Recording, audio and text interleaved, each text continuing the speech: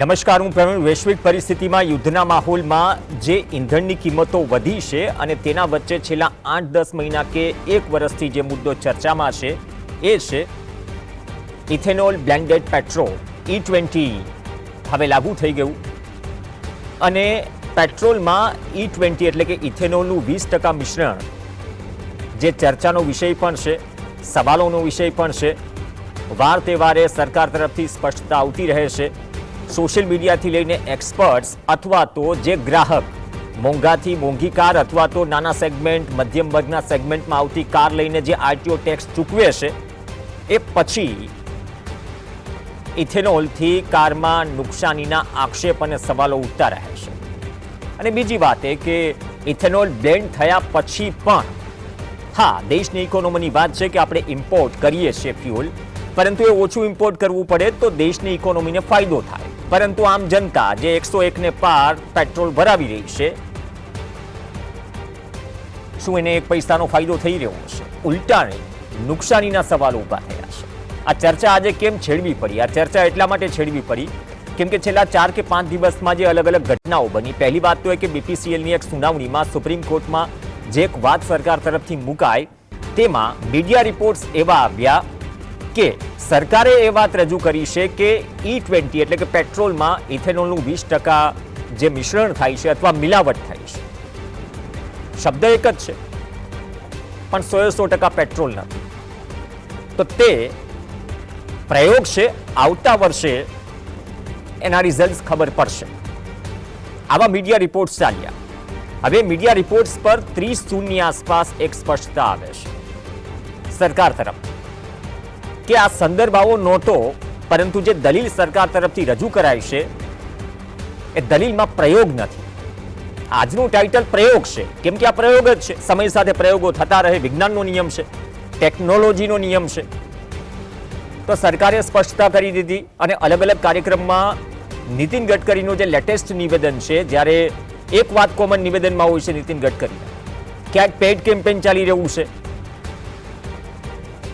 લાસ્ટમાં એ નિવેદન આપ્યું કે ઇથેનોલથી કોઈ ગાડી બગડી હોય એવું મારા ધ્યાનમાં એક પણ કેસ નથી આવ્યો.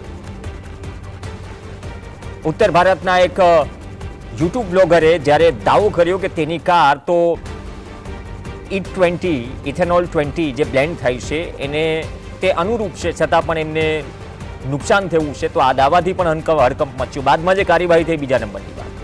બીજી ગડકરીએ વાત કરી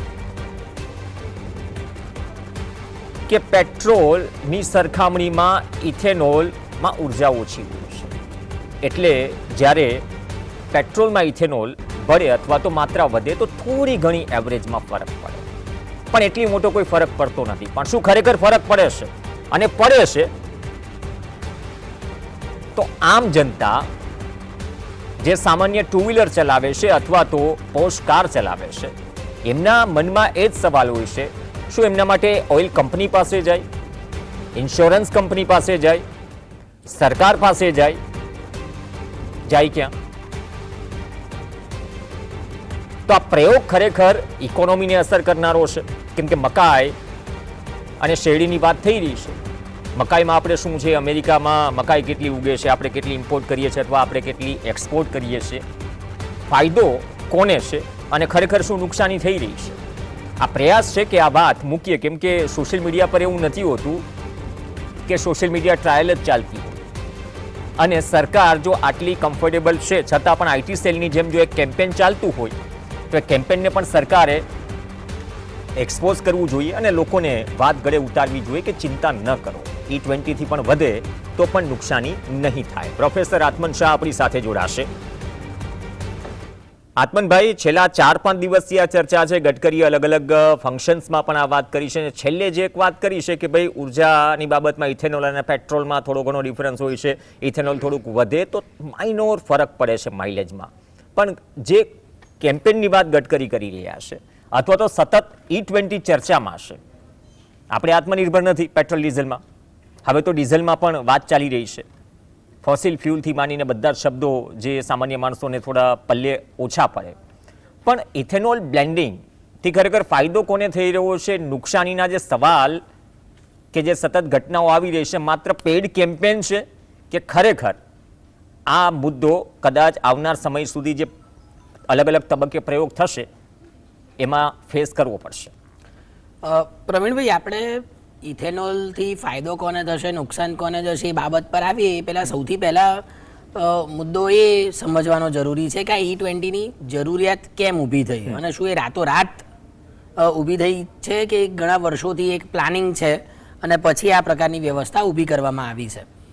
તો ભારત જે ક્રૂડ ઓઇલની વપરાશ કરે છે એમાં પણ ખાસ કરીને આપણે જે વ્હીકલમાં ક્રૂડ ઓઇલની વપરાશ કરીએ છીએ એટલે કે પેટ્રોલ અને ડીઝલ, એમાંનું 80થી 85% કરતાં પણ વધારે આપણે આયાત કરીએ છીએ.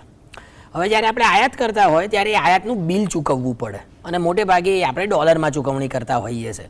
એટલે આપણું વિદેશી ઊંડિયામણ, આપણે જે નિકાસ કરીએ છીએ એનાથી આપણને ડોલરમાં આવક થાય છે, એ વિદેશી ઊંડિયામણ ભેગું થાય છે, સામે આપણે આયાત કરીએ એટલે એ વિદેશી ઊંડિયામણ આપણે ચૂકવણી સ્વરૂપે વાપરીએ છીએ.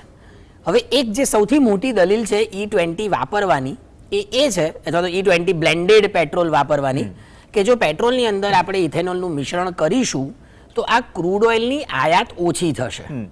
ક્રૂડ ઓઇલની આયાત ઓછી થશે માટે આપણે વિદેશી ઊંડિયામણની જે ચૂકવણી કરવી પડશે એ ઓછી થશે, એટલે ભારત પાસે વિદેશી ઊંડિયામણની પણ બચત થશે. પ્રેસ ઇન્ફોર્મેશન બ્યુરોએ કદાચ આનો એક ડેટા પણ આપ્યો છે કે લગભગ 2014-15 થી અત્યાર સુધી એટલે 2025 સુધી 310 લાખ મિલિયન ટન ક્રૂડ ઓઇલનું સબસ્ટિટ્યુશન આપણે ઇથેનોલ દ્વારા કર્યું છે. એટલે એટલું આપણે ઓછું આયાત કરવી પડી છે અને એના કારણે લગભગ 1.90 લાખ કરોડ જેટલી વિદેશી ઊંડિયામણની આપણે બચત કરી શક્યા છે. અને એક બીજી દલીલ એવી પણ છે કે એના કારણે CO2નું જે એમિશન થાય છે, કાર્બન ડાયોક્સાઇડ જે હવામાં ભળે છે આપણે વ્હીકલ ચલાવીએ, તેમાં પણ ઘટાડો થાય છે. તો એક રીતે જોઈએ તો આપણને આ સારી બાબત લાગે છે કે ભાઈ જો ખરેખર આવી પરિસ્થિતિ હોય તો એમાં E20 વાપરવામાં કશો વાંધો નથી, અપનાવી અને USA, જાપાન, બ્રાઝિલ આ બધામાં જુદા જુદા બ્લેન્ડેડ પેટ્રોલ એટલે E10, E15, even Germany, France પણ આવી વિકલ્પ આપવામાં આવે છે. બિલકુલ.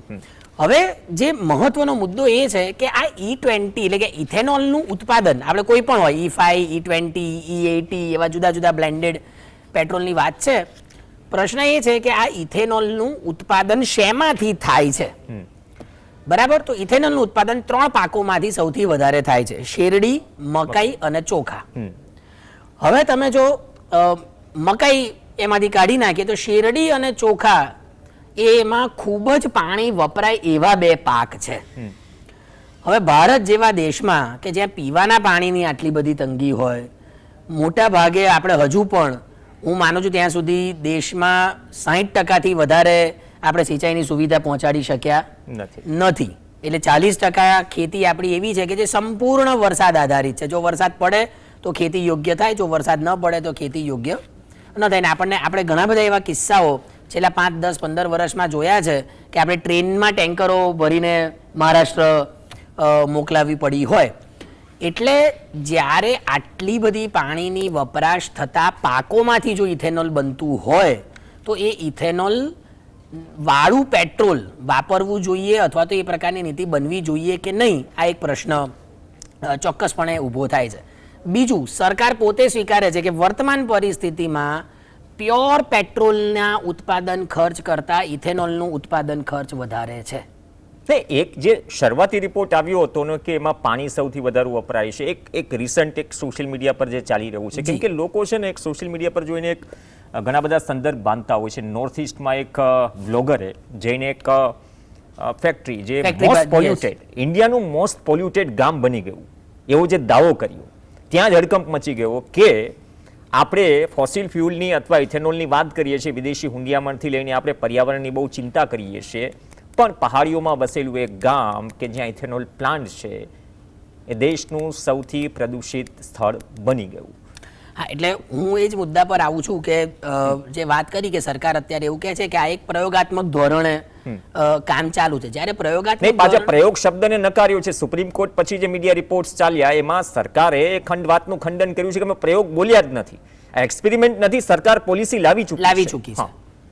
ઓકે, એટલે મારો કહેવાનો મુદ્દો એ જ છે કે જ્યારે પણ આ પ્રકારની પોલિસી બનાવવામાં આવે ત્યારે પ્રશ્ન એ ઊભો થાય છે બીજા દેશો શું કરે છે એનાથી આપણને કોઈ મતલબ નથી. Right. આપણા દેશમાં આપણને એ વસ્તુનું ઉત્પાદન પોસાય એમ છે, આ પહેલો મુદ્દો. બીજો, એ ભારત જેવા દેશોમાં સસ્ટેન્ડ રહેશે, એ સસ્ટેનેબલ છે, એ જાણવું વધારે જરૂરી છે. એટલે આપણે જે તમે અત્યારે વાત કરી પાણીની, તો શેરડી અને ચોખા બંને એવા પાકો છે કે જેમાં ભયંકર પાણીની જરૂર પડે છે. હવે જો વરસાદ નહીં પડે તો શું? તો ઇથેનોલની અછત સર્જાશે.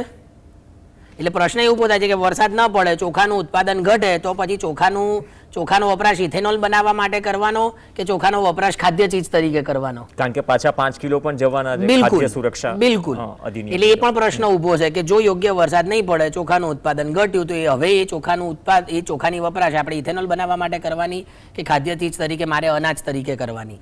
જો તમે ઇથેનોલ તરીકે કરશો તો શું અનાજના ભંડોળમાં આપણે જે એનું કુલ પુરવઠો છે એમાં ઘટાડો થશે? તો એ કેવી રીતના સરકાર પૂરો કરશે? અને જો ઇથેનોલની તંગી સર્જાશે તો એની કિંમત ઉપર શું અસર ઊભી થશે?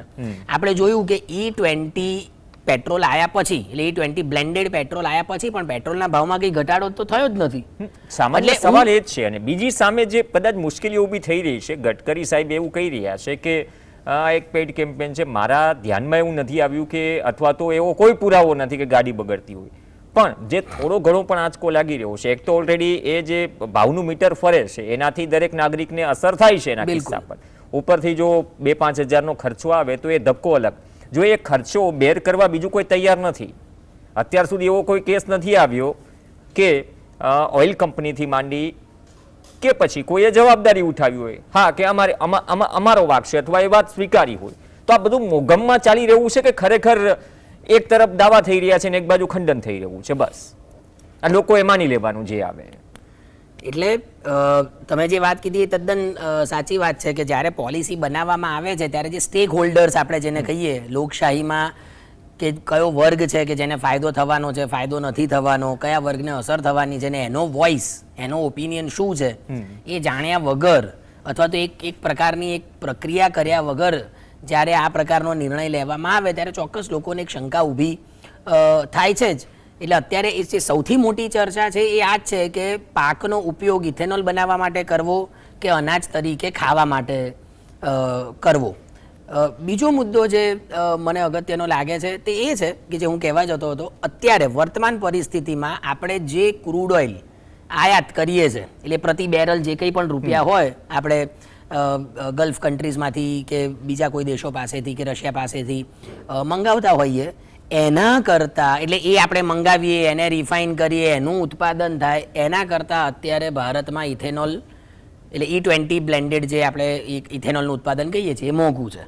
એક એવી ધારણા છે કે લોંગ ટર્મમાં એ સસ્તું થશે. અને કદાચ ગડકરી સાહેબ તો એવું બોલ્યા હતા પણ ખરા કે ઇથેનોલ E20 બ્લેન્ડેડ જો પેટ્રોલ હશે, કે એમને ઇથેનોલ બ્લેન્ડેડ પેટ્રોલ હશે તો પેટ્રોલનો ભાવ કંઈક 15 કે 20 રૂપિયા થઈ જશે.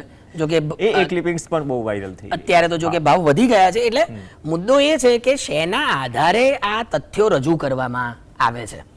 જ્યારે કોઈ વાત રજૂ કરવામાં આવતી હોય, કોઈ એક પદ ઉપર રહેલા અધિકારી દ્વારા રજૂ કરવામાં આવતી હોય કે મંત્રી દ્વારા રજૂ કરવામાં આવતી હોય, ત્યારે એની પાછળ કયું રિસર્ચ થયેલું છે.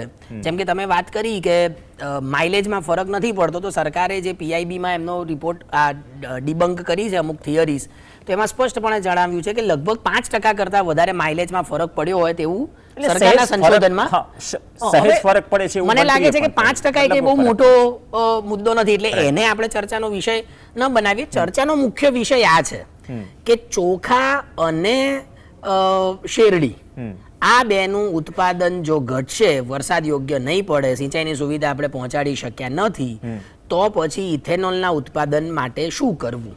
અત્યારે તો જો કે આપણે એક એવી પરિસ્થિતિમાં છીએ કે ઇથેનોલનું ઉત્પાદન કંઈક છેલ્લા 10 વર્ષમાં ખાસું વધ્યું છે. અને આપણો જે ટાર્ગેટ હતો E20 નો 2025 સુધીનો કે 26 સુધીનો, એ પહેલા આપણે એ ટાર્ગેટ અચીવ કરી દીધો છે, જે એક સારી બાબત છે કે આપણે એ દિશામાં આગળ વધી રહ્યા છે. પણ અહીંયા મહત્વનો મુદ્દો એ છે કે જો ફાયદો થવાનો હોય તો લોકોને વિશ્વાસમાં લઈને એ નીતિ કેમ નથી મૂકવામાં આવતી? કારણ કે જો લોકોનો વિશ્વાસ બનશે તો લોકો ઉપરથી વધારે સપોર્ટ કરશે. ઓકે, જો આમાં એક બીજી કડી જોડી દઉં. જ્યારે અમેરિકા સાથે ટ્રેડ ડીલની વાત થઈ પિયુષ ગોયલ પ્રેસ કોન્ફરન્સ કરવા આવ્યા, બાદમાં પિયુષ ગોયલની પ્રેસ કોન્ફરન્સમાં એવું કંઈ નીકળ્યું ને ક્લિયર થાય એમ, તો ઉજવણી શેની થઈ રહી છે? એક સામાન્ય સવાલ થાય કે ગળે વાત ઉતરીને થયું શું? બાદમાં ઘણું બધું ચર્ચાયું, બધું જ થયું. એક્સપર્ટ્સ એમ પણ માની રહ્યા છે, હું ભારત અમેરિકા વચ્ચેની ટ્રેડ ડીલના સંદર્ભમાં જે રિપોર્ટ્સ ચાલી રહ્યા છે કે તમે મકાઈનું નામ લીધું, અમેરિકન મકાઈ તો એસજી હાઈવે ઉપર આપણે ખાઈએ છીએ બાઉલમાં, ઇથેનોલના કારણે શું અમેરિકન મકાઈ પણ ભારતમાં ઠલવાશે?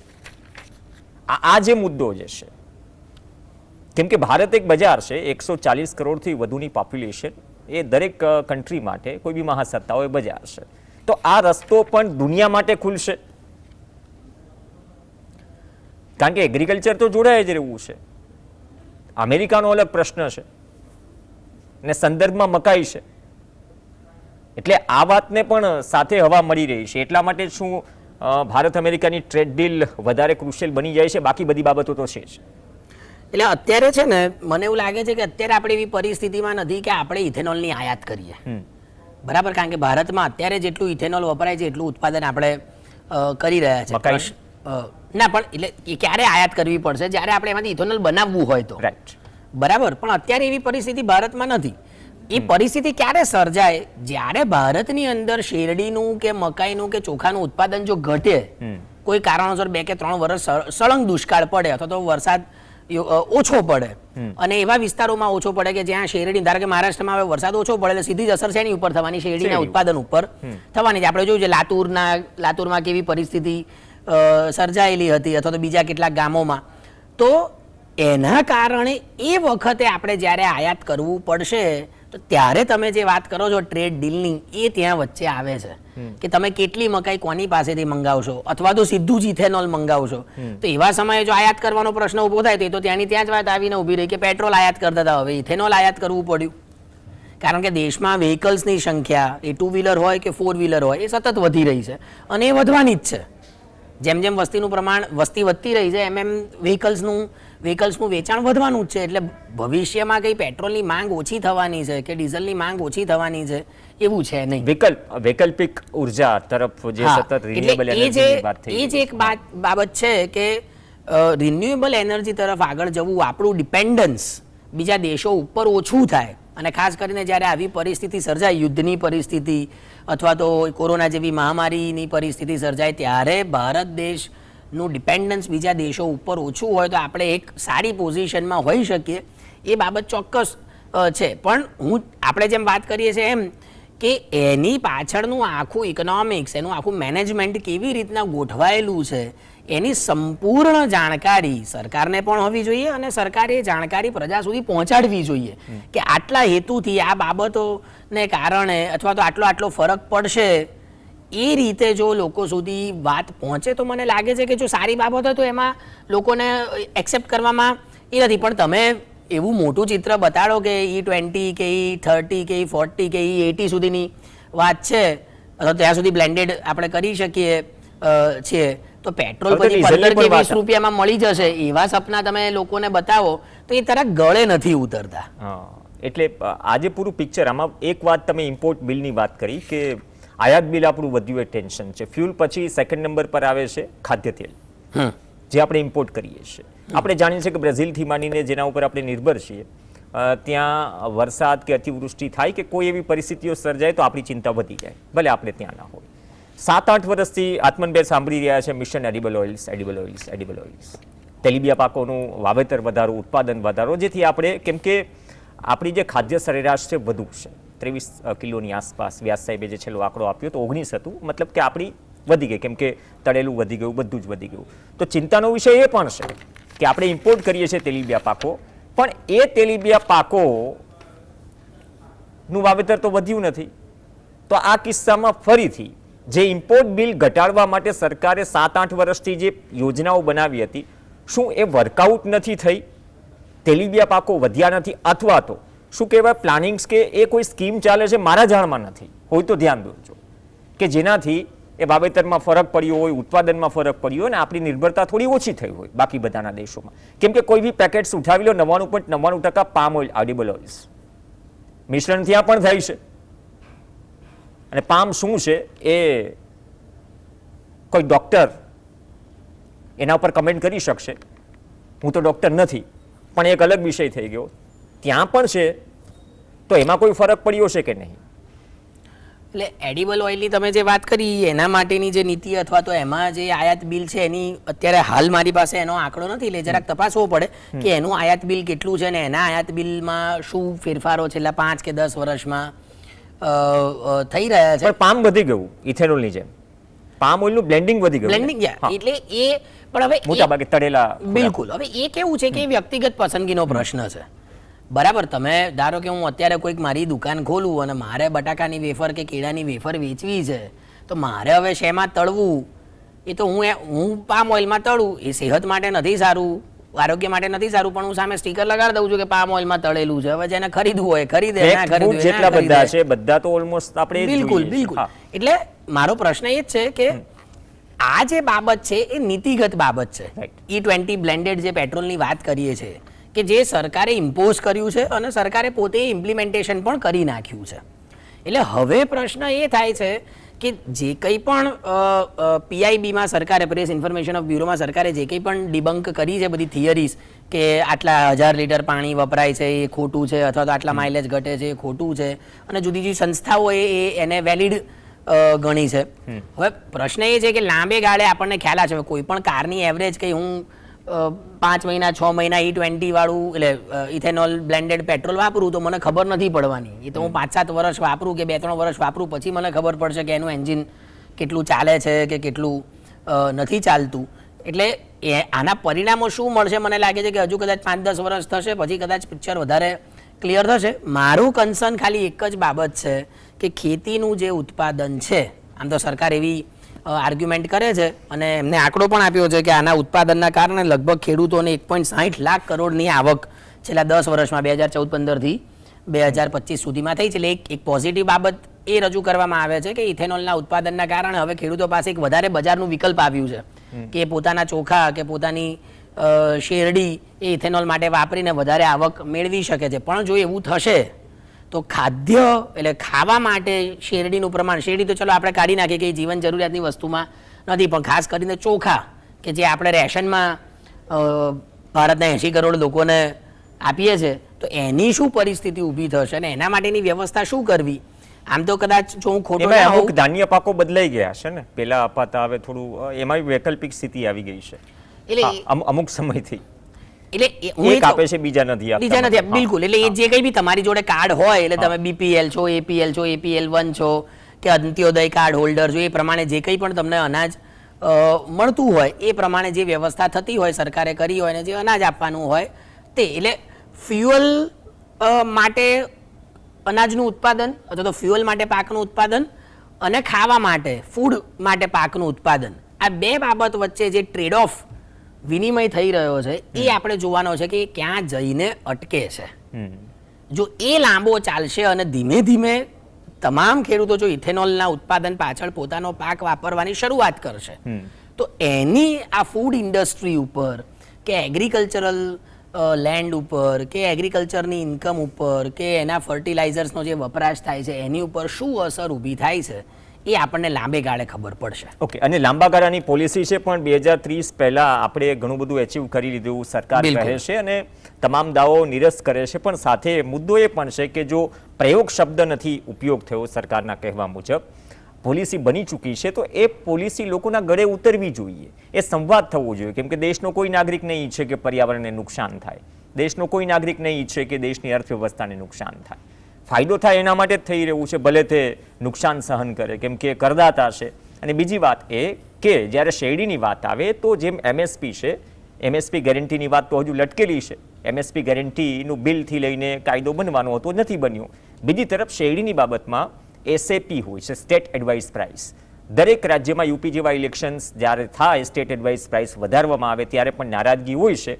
તો ત્યાં પણ ગેરંટીનો જે મુદ્દો છે, કેમ કે અંતે સરકાર જો કહે છે કે ખેડૂતોને બેનિફિટ થઈ રહ્યો છે તો દેશને થાય તો એને થવો જોઈએ.